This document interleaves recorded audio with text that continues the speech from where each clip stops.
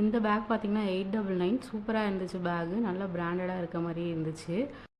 Next இந்த makeup vanity box மாதிரி நல்லா க்யூட்டாக இருந்துச்சு. நிறையா திங்ஸ் வச்சுக்கிற மாதிரி இருந்துச்சு. நெக்ஸ்ட் இந்த சேஞ்சஸ் எல்லாம் போட்டு வைக்கிற மாதிரி பவுச்சஸ் 2-3 பார்த்தேன். அப்புறம் இந்த டிரான்ஸ்பரண்ட் பேக்கும் பார்த்தேன். எனக்கு இந்த பேக் ரொம்ப பிடிச்சிருந்தது அப்படிங்காட்டி அதுவும் நான் வாங்கிட்டேன். மற்றது எல்லாமே பார்த்தேன். பட் எனக்கு அந்த ஸ்பேஸ் வந்துட்டு அதில் தான் அதிகமாக இருந்த மாதிரி இருந்துச்சு. ஸோ அதையே வாங்கிட்டேன்.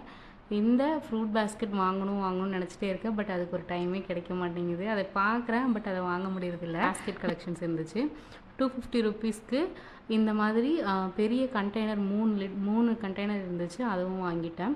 ஃபைனலாக என்னுடைய ஃபேவரட் கேட்ச் கிளிப்ஸ் கொஞ்சம் வாங்கிட்டு அதோட பர்ச்சேஸை க்ளோஸ் பண்ணியாச்சு.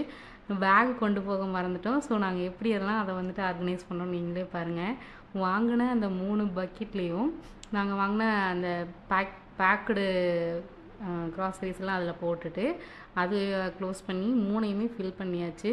இந்த பாட்டில்ஸை மட்டும் தனியாக நாங்கள் எடுத்து வச்சுக்கிட்டோம். மற்றது எல்லாத்தையும் எப்படியும் அவங்க வாங்க திங்ஸ் வச்சு பேகு இந்த 3 கண்டெய்னரு இதுக்குள்ளேயே போட்டு எல்லாத்தையும் எப்படியோ போட்டு அமுத்தி வீட்டுக்கு கொண்டு வந்தாச்சு.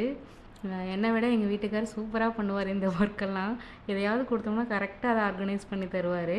நாங்கள் எங்கேயாவது ட்ராவல் பண்ணும்போது கூட அவர் தான் எங்களோட லக்கேஜெலாம் எடுத்து பேக் பண்ணுவார். ஸோ அதே மாதிரி இதையும் பண்ணி கொடுத்துட்டாரு.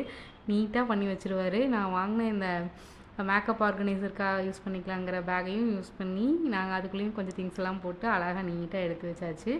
அப்படியே இந்த பாட்டில்ஸ் மட்டும் கீழே உடையாத மாதிரி கீழே எடுத்து வச்சாச்சு. எப்படி நாங்கள் ஆர்கனைஸ் பண்ணியிருக்கோன்னு மறக்காமல் எனக்கு கமெண்ட் பண்ணுங்கள். நீங்களும் இந்த மாதிரி ஏதாவது யூஸ்ஃபுல்லான டிப்ஸ்க்கு எனக்கு